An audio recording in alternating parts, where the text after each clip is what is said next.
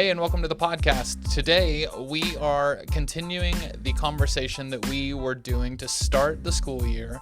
And that conversation was just this mindset of how do we start the year strong with our students, with our student ministries, and how do we go about building this foundational set where we can go into the curriculum and the teaching and the structure of the rest of our year and still have this mindset that we are going to have we're going to start off with a great year, we're going to continue with a great year, and then we're not going to lose traction or lose ground in the process of this year.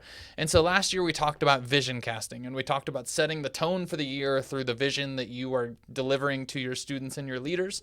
If you haven't heard that one, go back to last week's episode and you can listen to that one.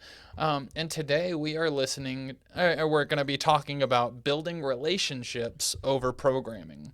I think a lot of times when we look at youth ministries, when we look at like what we need to do, we're real quick to jump to the calendar of events, and we're not as fast to jump to the mindset of, hey, like here's a list of the kids that we have, and here's the relationships that I have with each of them, and here's my contact reference for like how, like here's what I'm paying attention to, and here's how I am continuing to carry on conversations with the student through the things that they're involved in and stuff like that. And so one of the things with that, and I think the reason that it's so important, is just this mindset of if it hadn't have happened to me, I wouldn't be where I was today. And so my youth pastor was really, really good at this, and I've had him on the podcast in a previous episode. His name is Blake Durham, and I can tell you right now that to this day, I remember probably 4 visual sermons that he did to us in the youth group for the entire time that I was in youth ministry with him, and I don't really remember anything other than those 4 as far as teaching or programs or anything else. What I do remember, though, is the times that we were invited over to his house, the times that we went on trips, the times that he one-on-one had conversations with me, navigating different things going on in my life. And so this mindset of having these moments or having these opportunities to reach into the lives of your students over planned events and try and coordinate activities that make them grow is really, really, really important. And the thing is, like, we have to understand that students hardly ever stick around because of the lessons. Students stick around because someone cared about them personally. That's why we see kids get into the wrong groups. That's why we see kids do things that they might not think is okay, because even though it might not be okay, a lot of times kids will jump into bad circles because they feel like they're valued and cared for in those circles. And so this is a time-tested, across-the-board thing. And it's something that we wanted to talk about today, because our best sermons and our best events won't even matter if a student doesn't feel seen and known first.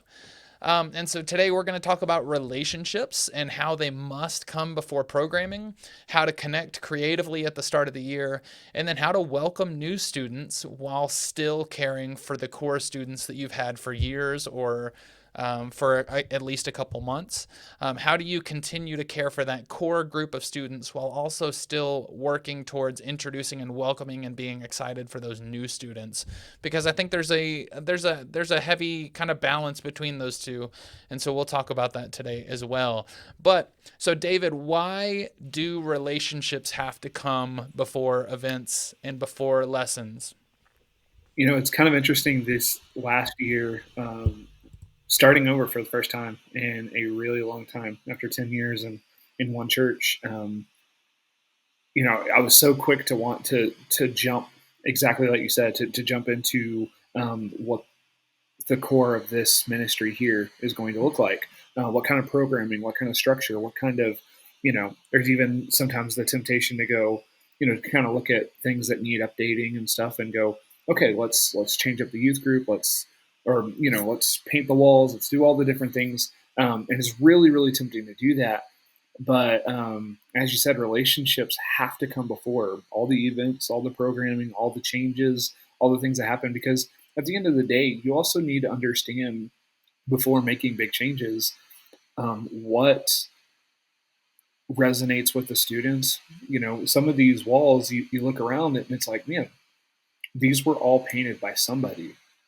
And truth be told, more times than not in the youth ministry, it was painted by those students who have core memories of exactly things that you shared. Maybe they were up here with their youth pastor painting the walls, and maybe they got silly and painted each other's faces with the roller. I mean, all kinds of different things like that. That might sound silly, but it matters to those students. And for me to walk in and just go, okay, we're changing everything. They're like, whoa, I took time out of my day to do that. Like, I skipped whatever. I got up early. And so it's little things like that. You won't know that unless you build a relationship with those students.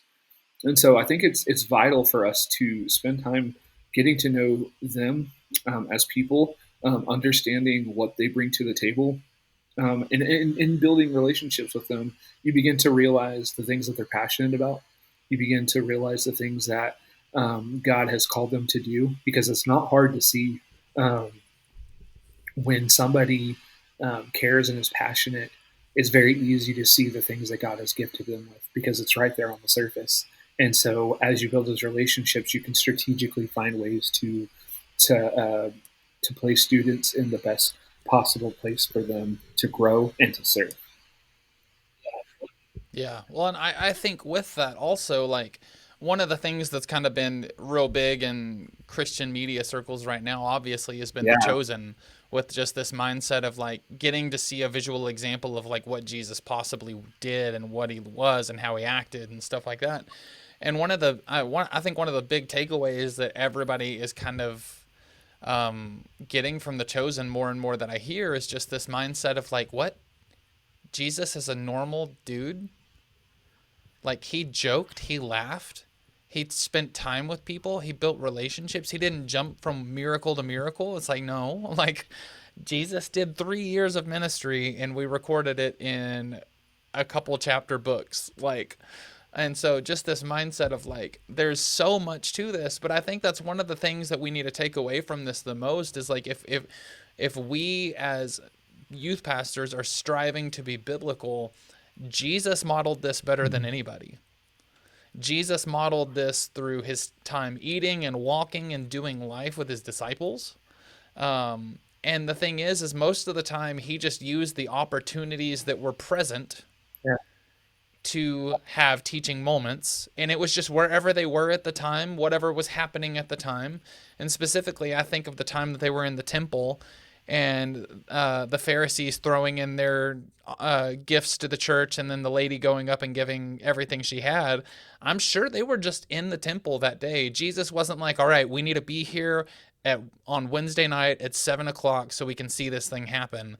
And so Jesus wasn't worried about planning events or planning programs or practices or anything to that nature. Jesus was just using life around him to be like, hey, I think that like there's something to take from this.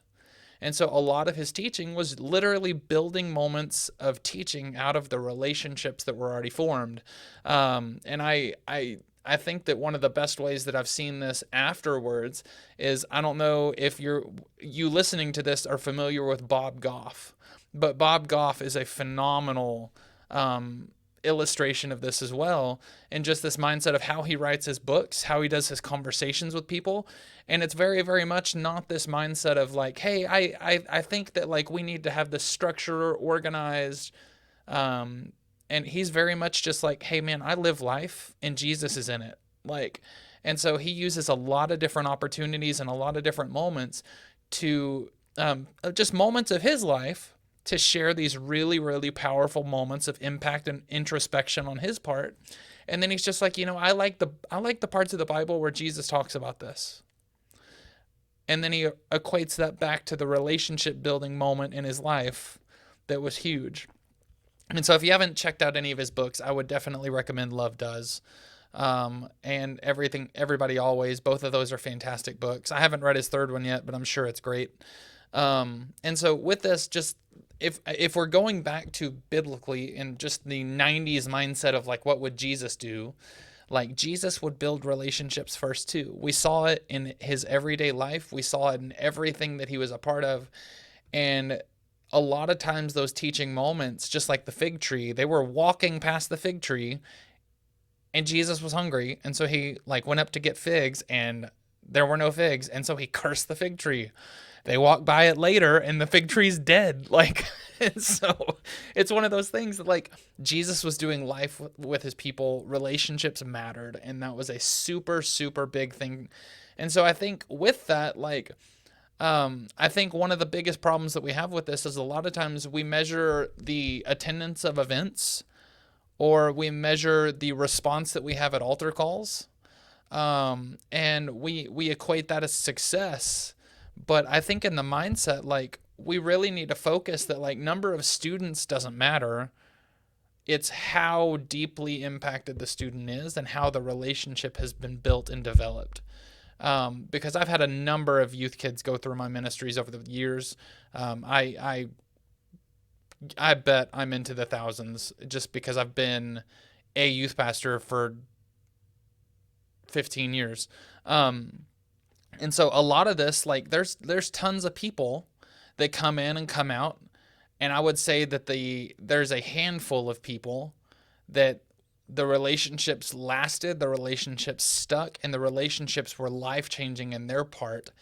And so finding those opportunities to where you can build those relationships not only change their lives during youth ministry, but they also see you as someone that's wise counsel to go back to over and over and over again, which is really, really important. So don't measure success by numbers or by event attendance or anything to that nature, but by the depth of the connection that was made, because those are super, super important. And ultimately, that's what we're here for. Like, relationships bring people to Jesus, events don't. So, and so, like I said, though, we're kind of just gearing this whole conversation around the mindset of having like this being the initial month.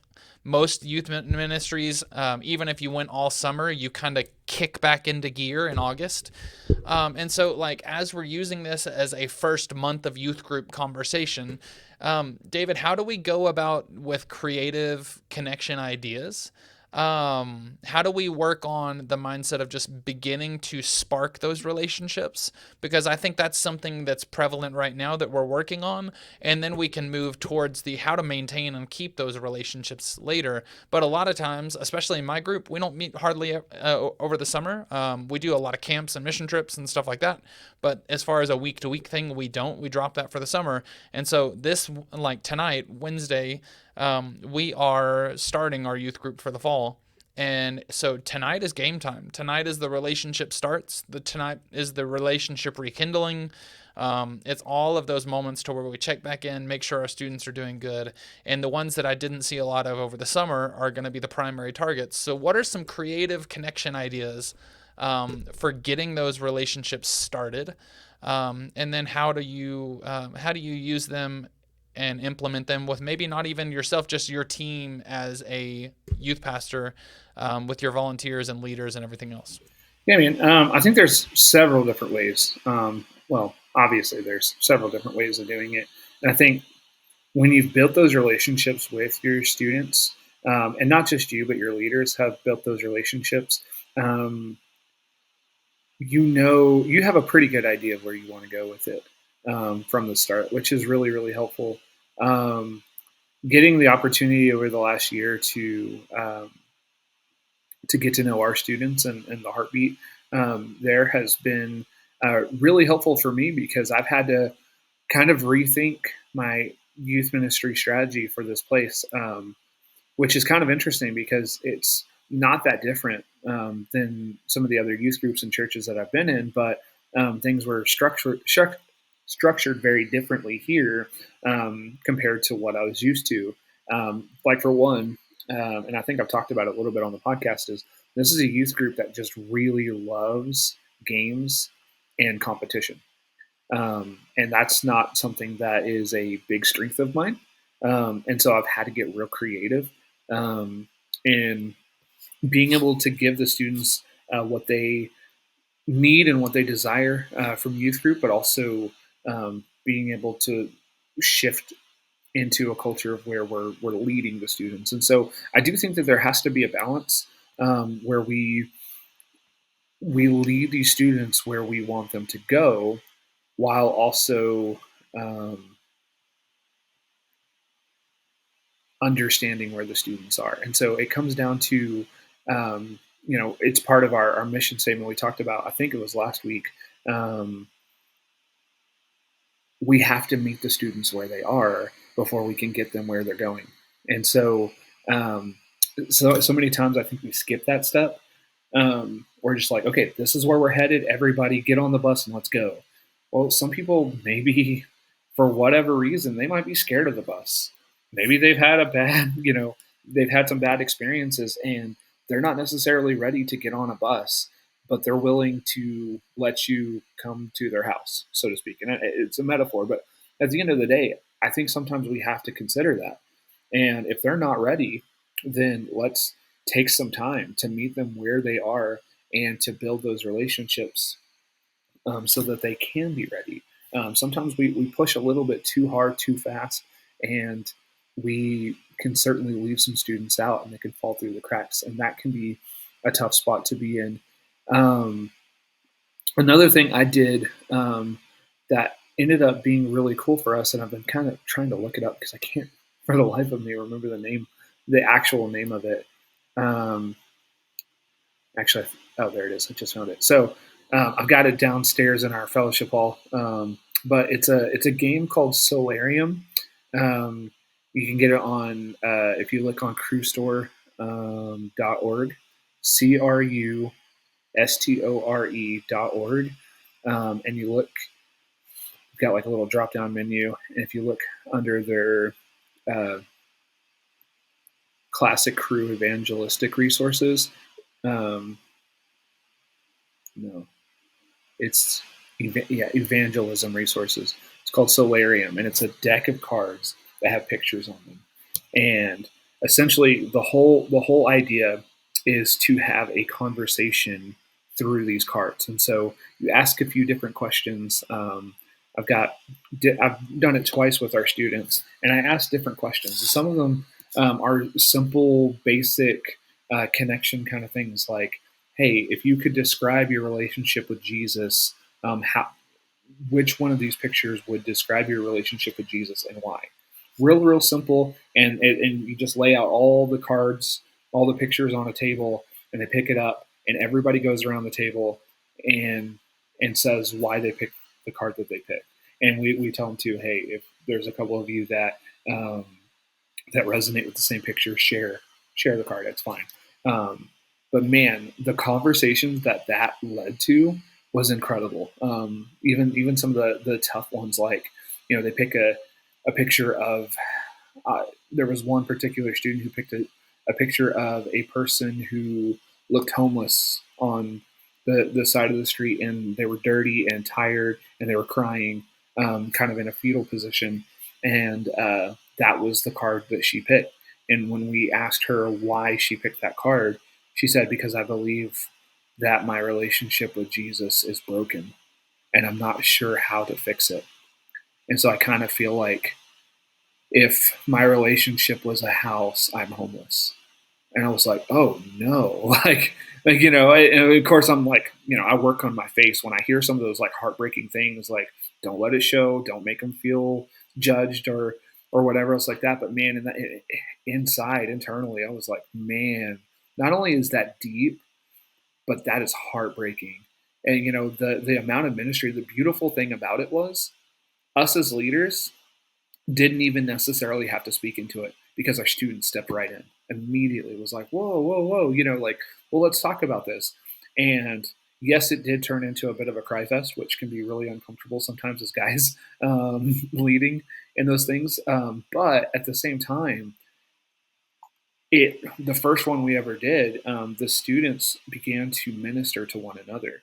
So much so that it was so important to them that they were like, hey, there were several students that missed out on this. I think we should do it again and have a different conversation, and let's see where we are. And it was like several months later, they were like, let's see how our relationship with Jesus is growing, and different things like that. So you can ask really basic faith core questions and see where they are.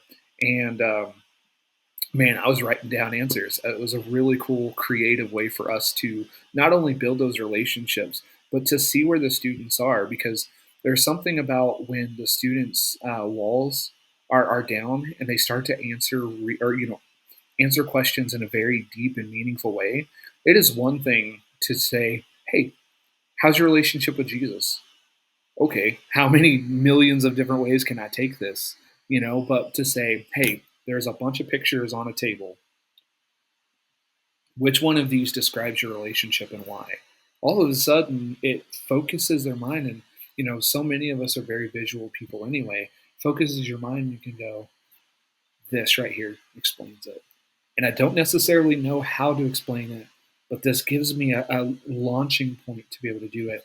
And it's been really, really effective. We've used it in our adult ministries too. I think it's like $20, but very, very worth the money. And the conversations that I've had since has been incredible, and we plan on doing it again in the fall. So it's been one of the more creative ways to build those relationships and to also allow our students to step into positions where they can encourage one another and minister to one another. And anytime we get our students stepping up to lead, that is a massive win for our ministry.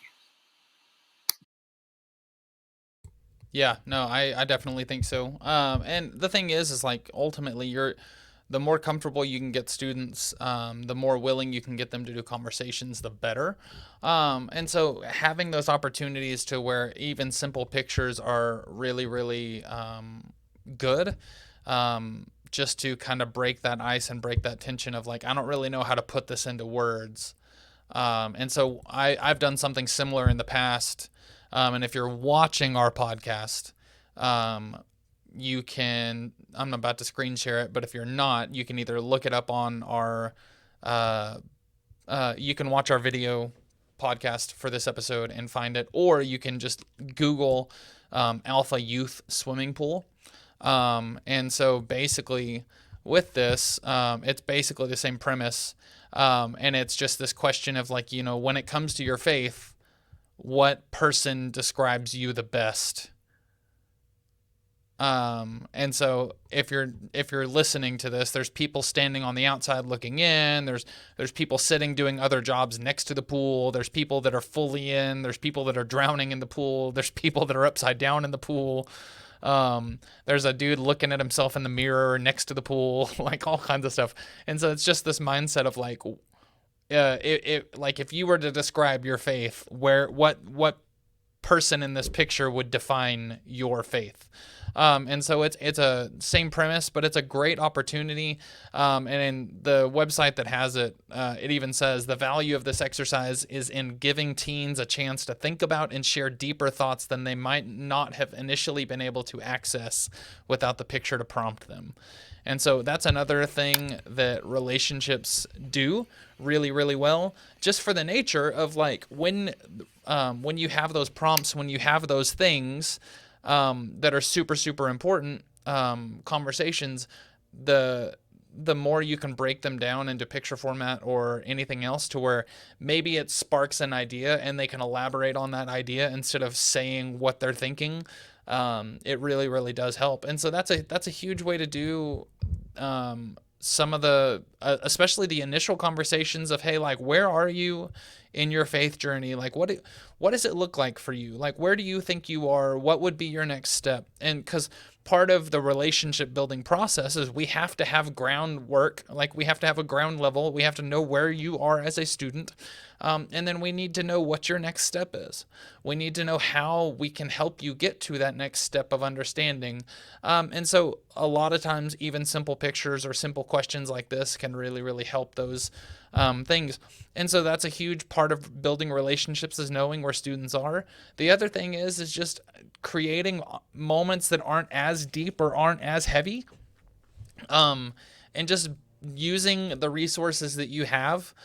Maybe your church has a gym. Do open gym nights. Have some kids play basketball, allow them to bring their friends, stuff like that. I have a pool in my backyard, and so one of the things that I plan on doing over the next couple months until it's too cold to swim is just this mindset of like, hey, y'all come swim. Like, y'all can come hang out. It's whoever can come, no big deal. But we're gonna come. Y'all can come swim at my house on Friday. So what I'm hearing you say stuff like is that I need to grab my youth group and come to Brent's house. Yes, 100%. You are welcome. Um, and so, but with that, like, you can do so many different things. If you don't have those resources, make a campfire, go outside.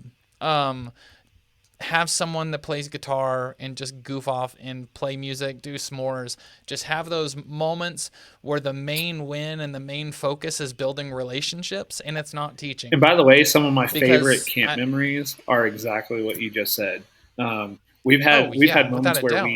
we got done with our worship at the evening, and our evening activity that night was we literally started a campfire, and Brent and I took our guitars out and we started playing like Switchfoot and Need to Breathe songs, and I think Kelly Clarkson at one point, just really really random stuff that people started because there's a really cool area outside of our worship space where it's literally a campfire area, and it's got these big logs that are kind of like set in a very like sit down, and we're gonna have a time of worship, and then there was like these like string lights, and it was just such a cool outdoor space, and we made campfire, Yeah. or we made s'mores around the campfire, and we played random songs, and we played some worship stuff, and we laughed, and that's one of my favorite camp memories of all the years that we've done Yeah. it. That year that we did that first Yeah. time was really special. Yeah. Cause nothing says Jesus like Switchfoot, Need to Breathe, and Kelly Love is the Clarkson. movement. But I feel like that's a shirt. Switchfoot, Need to Breathe, Kelly Clarkson.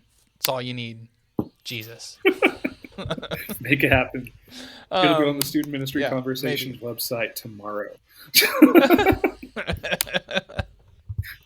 No, but so the thing is like you have to find those opportunities and those moments where relationships can take priority.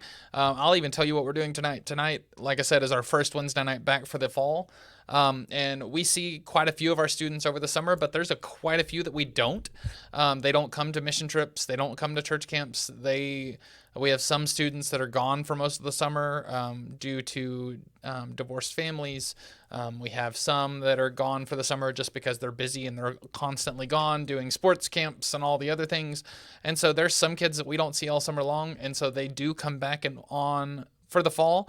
And so tonight is literally going to be a relationship building night, but it's also a relationship building night in two different ways because we're still going to do worship. Worship is something that we do every single week.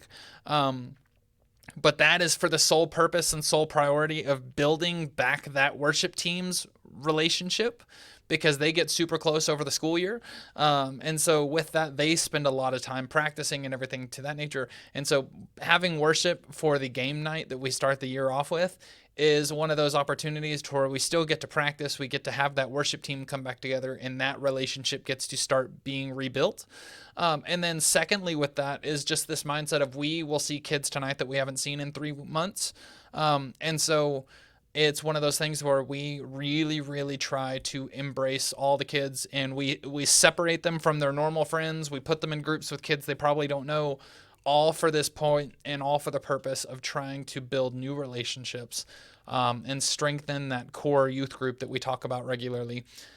And so with that, the other thing that we do, and I'm always late on this, that could probably be a podcast in itself. But with that, one of the other things we do, and it's probably going to end up being next week, is another sign of unity and another sign of cohesion all together. We have a youth group t-shirt every single fall. And so we will give every single kid a youth t-shirt that comes that night for free. And we'll take a group picture for that night, and that is the group picture that we have up on all of our stuff for every single thing we do all year long. And so that way when kids come back 3 months later, they're like, hey, I'm in that picture, even if they come 2-3 times a year. And so it's really, really important, and it just is another opportunity for those to show that unity and that relationship building mindset, because those are super, super important to have.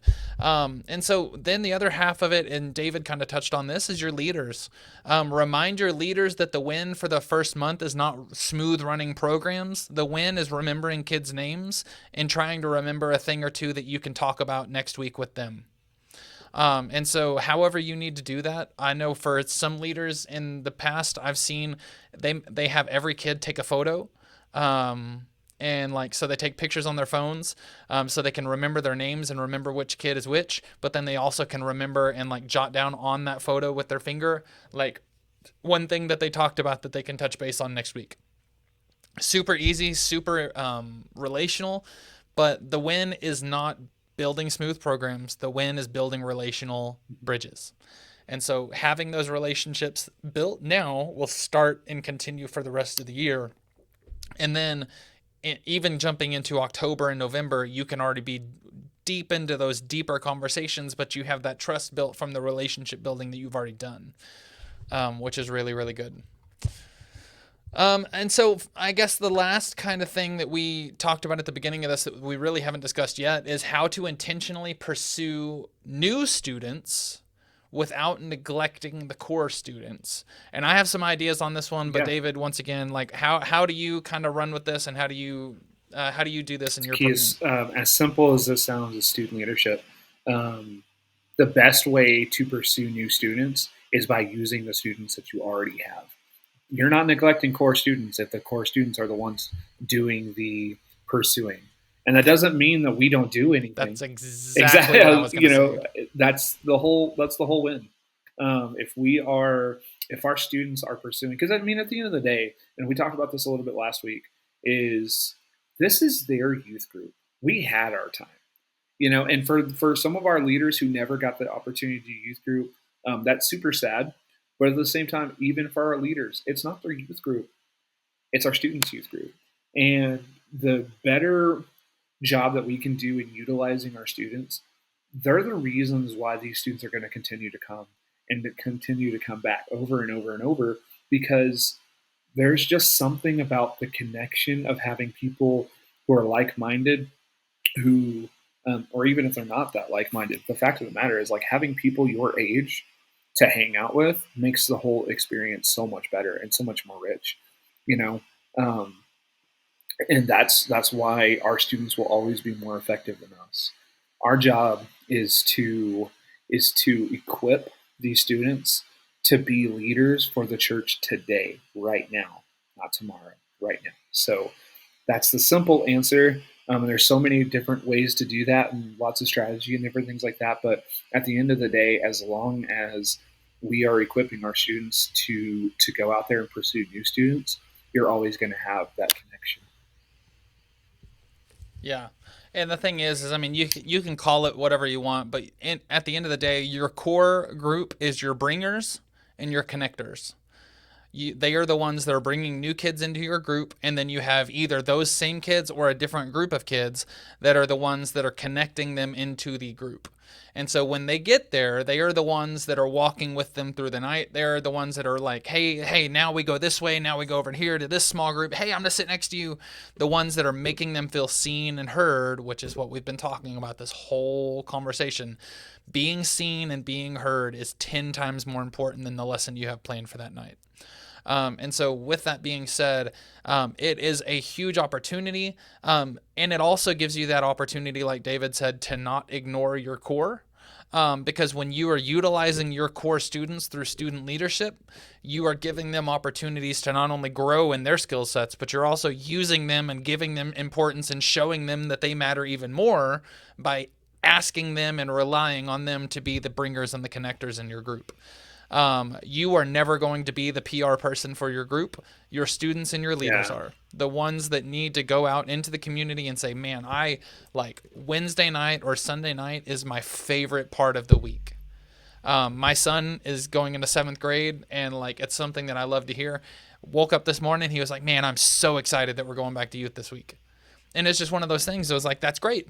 And, but it was one of those like, like, hey, go tell people about that. Like, how do we bridge that excitement from like, I'm excited to be back in youth to, hey, I want to tell other people that that's what I'm doing tonight, so maybe they'll join me.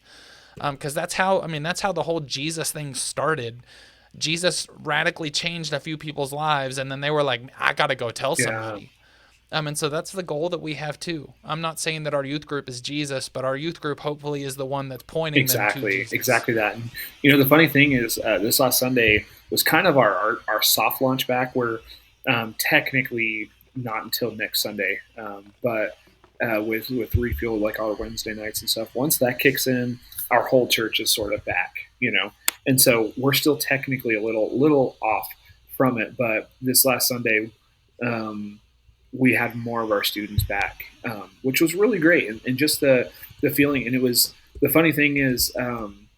I had worship, I had the plans, I had everything planned out and structured and well, and we got into a game that the students have been asking for a while, and we had so much fun doing it because it's a game called Psychiatrist. I don't know if you've ever played it, but it's one of those games where you create an illness and somebody has to they leave the room and they have to figure out what the illness is, and so there's intentional students are actually getting to ask the questions, and they have basically 3 guesses to figure out what everybody's quirky thing is. And the funny thing about a game like that is it is very intentional and very relationship building, because it's not just throwing a ball around and trying to get a gift card. Like, everyone gets a chance to stand up and talk and ask questions, and we had several new students that were standing up and they wanted to be part of this and they wanted to try it, which was a really cool thing. I mean, you got a new student and they're trying to figure out what these quirks are, and it's one of those games where it could be a lot of fun, and it led to a lot of laughter, even for some of my leaders that are struggling or have had kind of a tough few months. They were like, man, we needed that laughter. And I looked at the clock, I was like, okay, we've got time for 2 more, and then we're going to go into worship. And I looked down at the clock again. And I'm like, oh my gosh, we're out of time. This is insane. And it was just a very organic moment. And I started to beat myself up a little bit for it, because I'm like, man, I never want to miss out on this is just not who I am. I'm not going to be the guy that goes, we're going to spend an entire time doing games. I want to have that worship component, and that's my heart. And then him very well. Wes Stafford looked at me and just goes, before you even say it, I know what you're thinking, and I know what you're about to say. We needed that. Our youth group needed that. I needed that, and I think you needed that. So don't you dare go beating yourself up for not having, the spiritual side of that, because he said, you say it all the time. When you take the time to be intentional in the fun things, they'll be intentional to spend time when it's time to go deep. And he said, this was one of those days where we build to next week being deeper.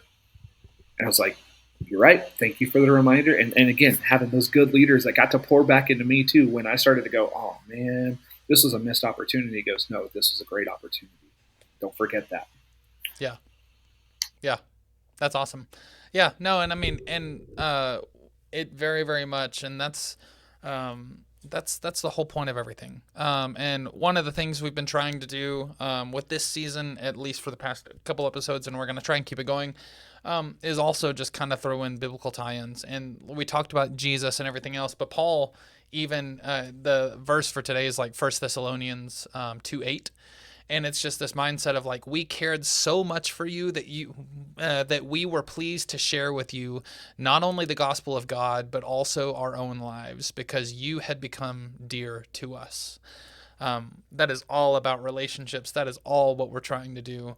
Paul reminds us that ministry is not just about teaching truth. It's about sharing life.